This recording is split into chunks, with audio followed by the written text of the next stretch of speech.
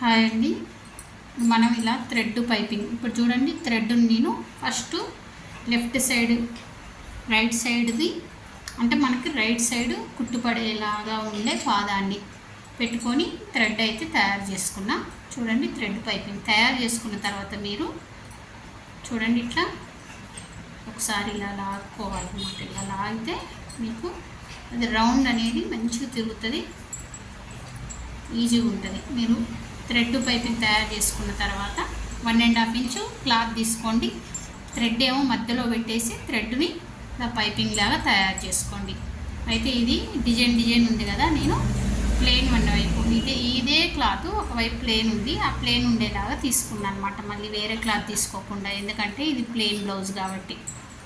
ఇప్పుడు మనము పైపింగ్ మంచిగా రావాలి అంటే చూడండి, మనము నెక్ వేసేటప్పుడు అయితే ఎంత ఖర్చు పడతామో అంత ఖర్చు మీరు వచ్చేలాగా చూసుకోవాలి. మళ్ళీ తక్కువ పడితే మాత్రం మీకు కొలతలు అటు ఇటు అయితే. ఇంకా ఇక్కడ రౌండ్ అనేది బాగా తిరగాలంటే మీరు ఈ రౌండ్లో ఇలా లైన్ గీసుకోండి. లైన్ గీసుకొని దీనిపైనే కొంచెం కుట్టుకునేటప్పుడు స్లోగా కుట్టుకోవాలన్నమాట. చూడండి ఎక్కడ వస్తుందో ఇది అక్కడ చూసుకొని